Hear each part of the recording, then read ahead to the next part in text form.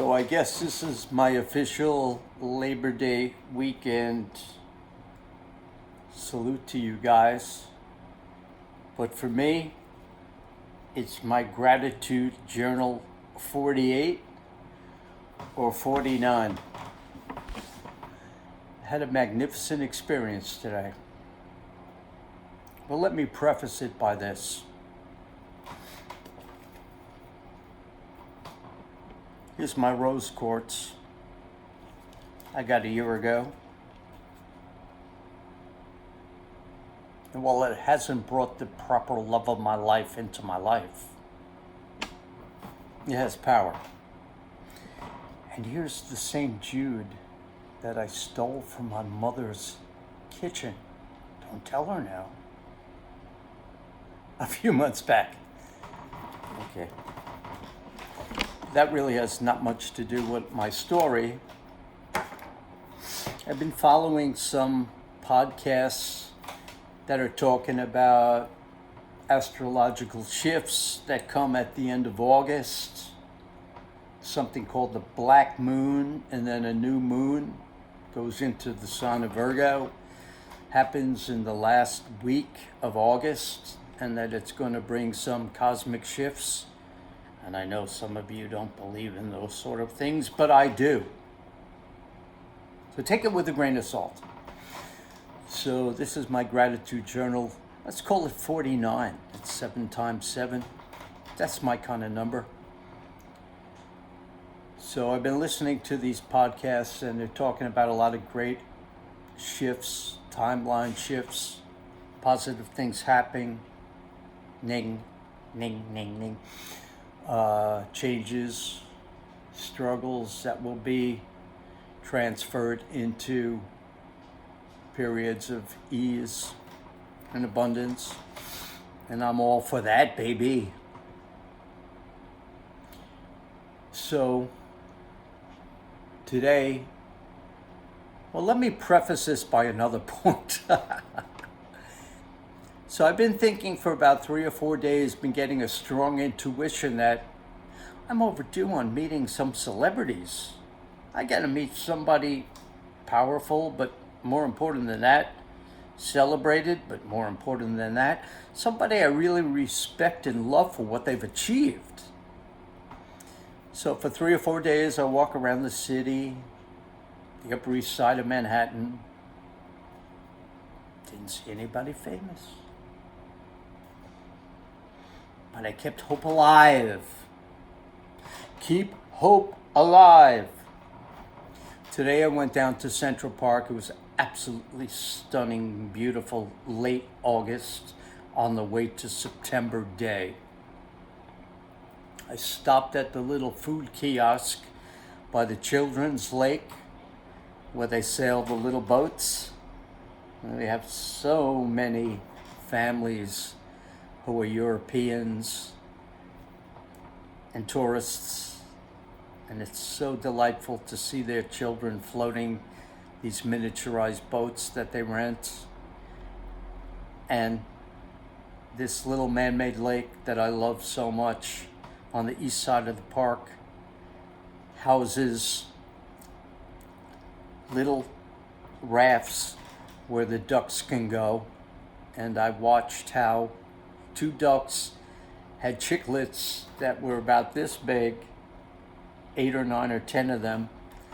And now all those chicklets, saying that right, are now full-fledged, grown, mature chicks in 2 months, man. The awesomeness of nature. But I'm getting off my story, aren't I? So anyway, I go and I say, I'm feeling good, and this is a holiday. I go to the food kiosk on the side of the lake, and I luck out that there's nobody in line where there are like thousands of tourists there, right? And I buy myself an overpriced $15 plastic cup of Chianti wine, as is my habit now for the last 2 weeks. And I bring it to a bench that's situated by all the beautiful, lush old trees. and I look at the beauty of the trees and the grass and the squirrels and the sparrows and the blue jays and the robins and the red cardinals that I've seen on 3 separate occasions. Told you about that in an earlier post now, didn't I? And I drank my wine. And after a few sips, I started singing, "Nice work if you can get it, and you can get it if you try," much to the bemusement of many of foreign tourists and their families, some who actually smiled at me. And one kid saw me sipping my wine and said, "Cheers." I think he was from England. Total ally. Okay, let's fast forward about 15 minutes. I'm sitting there, I'm writing notes about things I have to do and my odd imaginary ideas that I post, sometimes just puns, like the pauper philanthropist, which I think I am. Don't tell my mother. And anyway, I turn to my left, I'm sitting on a bench. There's a beautiful old London plane tree behind me, all right? Sitting on a bench, I look over to my left, 15 or 20 feet down is this couple. What's so surprising about a couple, a man and a woman? The guy's skinny and he's got white hair, and the woman is very cute and has red hair, looks a bit younger. They come a bit closer to me on the bench, and they're obviously photographing with their smartphone what appears to be a squirrel who has just located the acorn for his lunch. And this is about 1:45. Maybe 1 o'clock, I'm not sure. I'm not very good on time these days, am I? Well, anyway, I look over and they get a little bit closer. And I look up, and just like Morgan Tawdry would say, "Are you bloody Ozzy Osbourne?" Well, I didn't say it like that, but I look over and I realize, and I say, "Graham Nash!" No response. They're still photographing the squirrel. So I say it again. "Are you Graham Nash?" He turns around, he looks at me and nods. So with that, they stop photographing the squirrel and they walk over to me, and I said, "Graham Nash, I'm a massive Crosby, Stills and Nash and sometimes Young fan."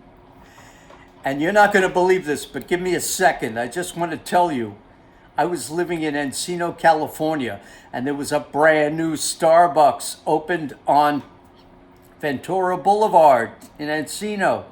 And I walked in there with my friend, and you were there with your 2 kids. And I said, "Are you Graham Nash?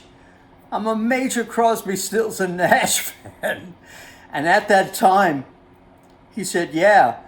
And I talked to him, and it was me with Lou Stallman. So I introduced him to Lou and told him what Lou had written. And Graham was just impressed by Lou, as Lou was impressed by meeting Graham Nash of Crosby, Stills and Nash and Young. And I think about that all the time. I might have posted that. That's one of my bucket list encounters with my musical heroes. Okay, well, anyway, back to today.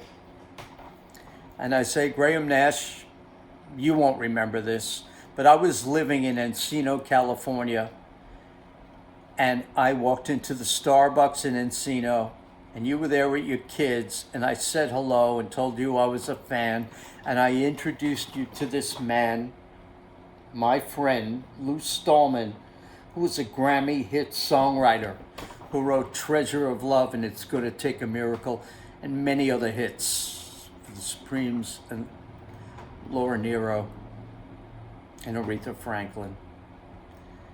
And he said, "Okay." I don't think he really remembered. You know, these guys meet so many fans and they tell them so many stories. But he smiled and he was very gracious. I said, "Thank you, man." And then his wife, who was there, very lovely, younger than him, redheaded, beautiful woman, lovely, named Amy. He said, "This is my wife, Amy." I said, "So glad to meet you, Amy. I'm a musician. I love what your husband did." She said, "Oh, great. Would you like to take a picture with him?" I said, "Yeah, of course I do." So she set up the thing. I hugged Graham. He was on my left, I was on the right. They took a picture, which I thought was a still. I said, "Thank you so much." And she said, "Yeah, well, this is going to be on his Graham Nash Instagram page." She said, "Do you have a Facebook? Uh, Facebook, yeah, I have a Facebook. Do you have a smartphone with you?" I said, "No. My smartphone is broken and I've been very delinquent about getting it fixed." She said, "Okay, well, check it out on the Graham Nash official Facebook page. It'll be there." So I thought it was like a still picture. So I thanked them and I God blessed them. And they said, "It was nice meeting you," to me. And I said, "It's a blessing meeting you guys. To find you here in Central Park. It's so beautiful today. So beautiful." And they were ready to walk on. You know, they gave me the obligatory amount of fan time. I didn't want to take too much, but I always have more on my mind, right? So I said, "One more thing, and I won't waste your time, Graham. But I come to this park lately, and I either have a coffee or a glass of wine, and I bless my heroes, my ancestors, and my mentors. And just today, the first guy I asked God to bless was David Crosby." And he said, "Thank you, man. I bless him every day for my career." I said, "He was a great talent, a troubled man, but a genius in his own way." He said, "Yeah. And I bless him every day. Thank you." And they walked on. Later, when I got home, I looked at the official Graham Nash site and what I thought was just stills of him. The very last thing they posted was a 2-minute video clip. And somewhere in the middle of it, just for a couple seconds, you can see me and Graham Nash hugging for Amy's picture. And for that, I am eternally grateful. There is much magic in the moonlight. Sometime in the cornfields. Sometimes you'll see shoeless Joe Jackson. And sometimes at the Kiddies Lake in Central Park, you can meet one of your heroes, Graham Nash. So you got to keep believing. Whether you believe in God or Mother Nature or the quantum field. And that is my gratitude journal for August 30th, 2025. On the verge of a whole new shift, a whole new season. And the blessings I wish for me, I wish for Graham, Amy, David Crosby, and all my heroes and departed ancestors and friends. And these are the blessings I wish for you. Happy Labor Day.